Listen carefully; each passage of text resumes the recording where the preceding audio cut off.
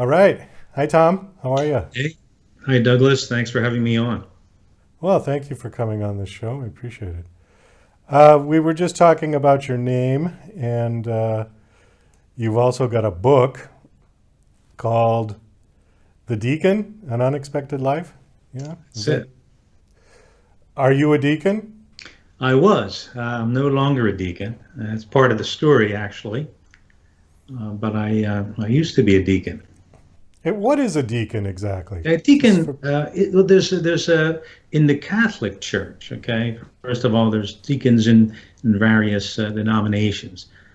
But in the Catholic Church, a deacon is a ordained minister, not a priest, but an ordained minister in the sense of they help them out at Mass as well as have their own ministries with regard to, and for my case, I had a hospital ministry where I visited patients.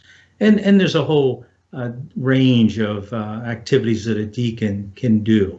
Uh, uh, as far as funerals in the funeral homes, that type of thing, and so many of them. Some get involved with prisons, so there's a vast range of deacon ministries.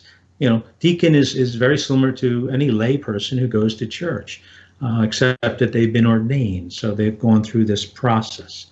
In my case, and in deacons in general in the Catholic Church, it's usually a 5 to 6 year study program.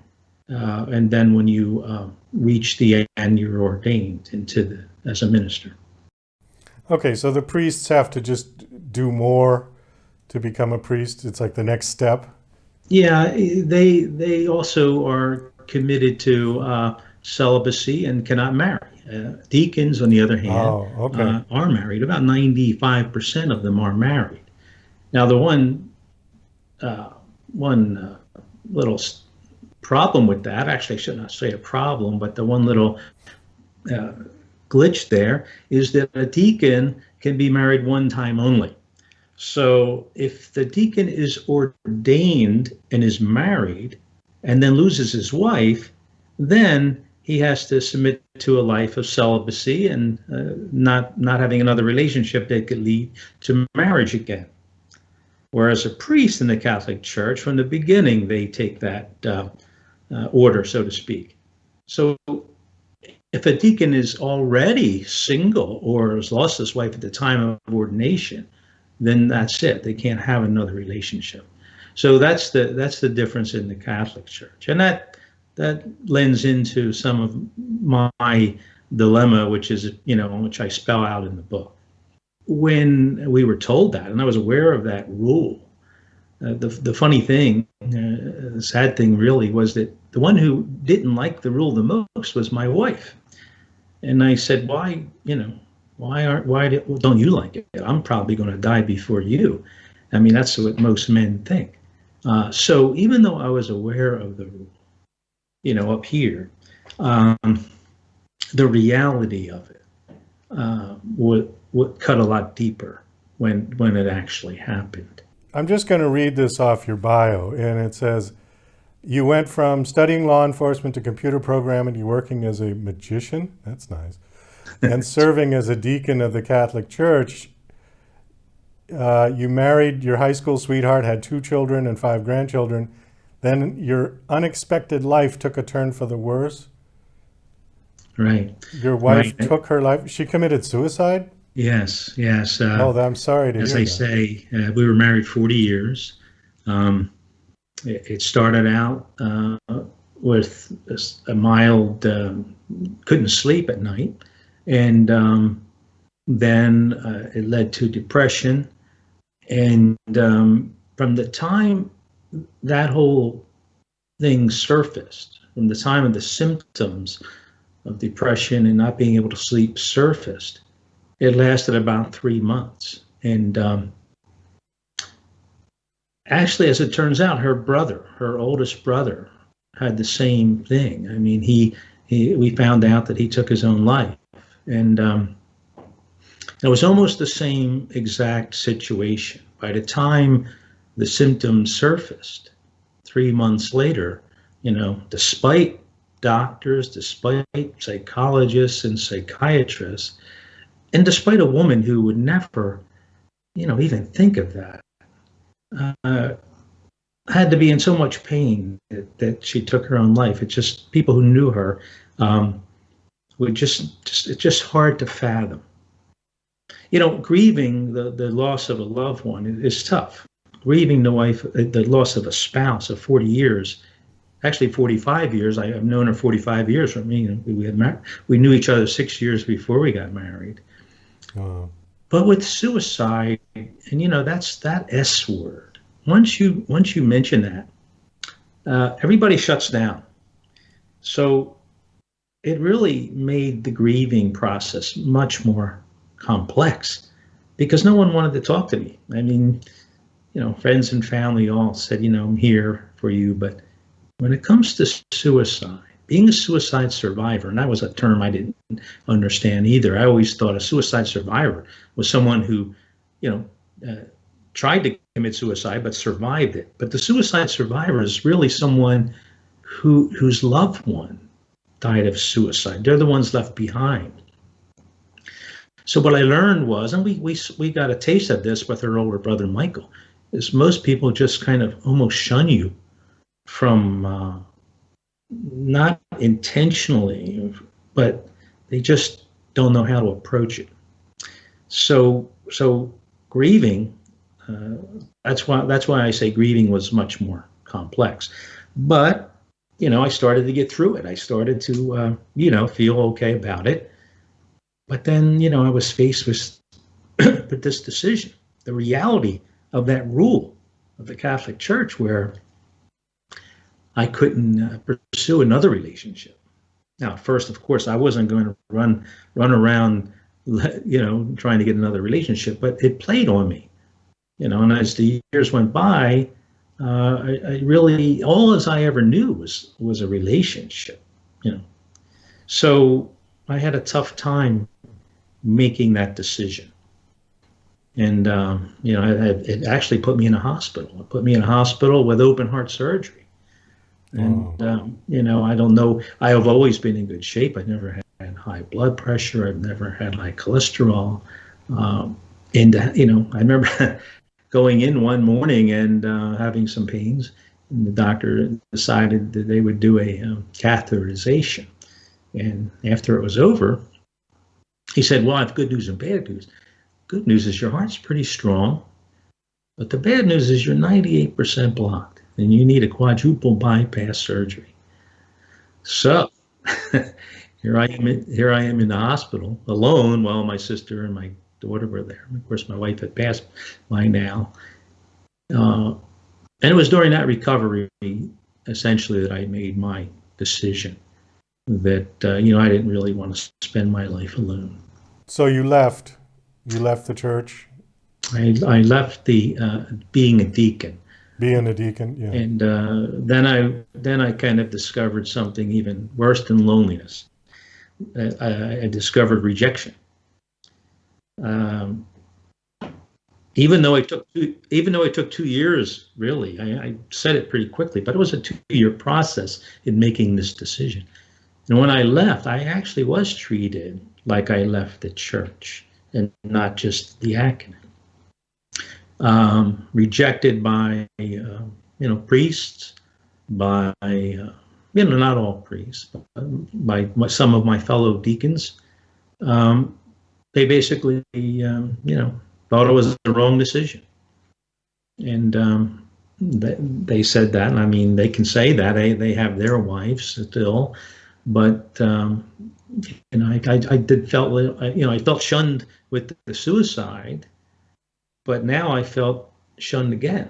Can I bring that part up again just real quick about the stigma you mentioned concerning somebody who survives a loved one who committed suicide? Because I'd never really thought about that until now, but it makes sense because it almost seems like if your wife had died of cancer or old age or a car accident, something like that, people would give you 100% of their sympathy and support.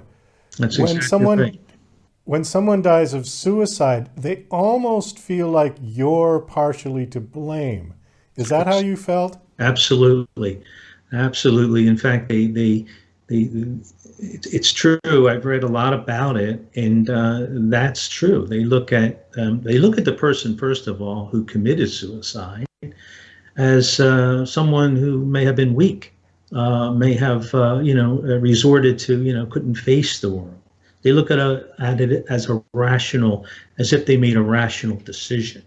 Whereas most suicides, and in the case of my wife, and the fact that her brother, well, her two brothers actually, really showed that it was a hereditary thing. Did not see that at the time, but there was no rational thought process going on. And so it wasn't a decision that she made. But, when you talk about suicide, most people think, oh, well, they decided that, they're going to take their own life. It was a decision. I mean, she didn't even leave much of a note. It was a very hasty note.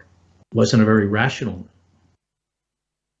And then the survivors are also kind of treated in the same manner, in this shunned type of a manner.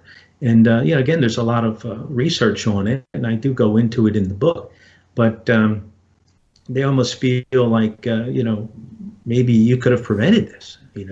It's just amazing that people very close to me, just didn't want to speak to me, or didn't. So again, that's what when I say shunned, that's kind of what I mean. And then again, having the second level of being shunned when I decided to leave the diaconate, or being a deacon. Right. We've got about 2 minutes left. There is a happy ending to this story, yeah? Yes. Well, once I made my decision, once I got through all of, you still grieve, right? You grieve forever. Oh, you forever, yeah. And, and even leaving the diaconate, that's something, understand, that I love so much. Being in a hospital with people, and I would still bring my magic in and do magic tricks for people in a hospital. And I always incorporated my magic in almost everything I did, because it added an emotional content to the material, and it helped people to understand it better. I used it to help people understand scripture, help people understand various concepts that, just made it easier to understand, putting a ball in my hand and putting one in their hand, and then my ball disappears and appears in their hand with the other ball, and then telling a story of relationship, for example, just gives it a nice feeling of connection there. Or cutting a rope in half and putting it back together and talking about restoration, or forgiveness, or something of that matter. So I always found magic to be a very useful tool in presenting. And so when I did make my decision, I decided that I'm going to date again. And sure enough, I met a woman online. Never thought I'd be online. A woman who lost her husband rather tragically and suddenly, and also was married actually 45 years. And we felt that, God brought us together. In fact, we felt that our spouses had a hand in bringing us together. So we've been helping each other. And, then we decided to get married, and I pulled out the ring on a trip to Italy. And here we are, married 6 months now. 6 months? Yeah. Ah, newlyweds, yeah. Well, congratulations on that. Thank you. And congratulations on your book. How long has your book been out? It came out probably in October in earnest. And so it's been out a few months. It's done very well in the warm market. But I've been getting a lot of letters from people that, the books help them. It's not just about my story. It's my true story, but I use a slight bit of fiction, in the sense where I'm telling the story to a local reporter, and that local reporter turns out to be someone very special. And as I deal with the depression, the anxiety, the suicide, all of the things we talked about, the rejection, it's written in a way where they can relate to it. And I've had a lot of letters, telling me how much the book has helped them. And so that's been good.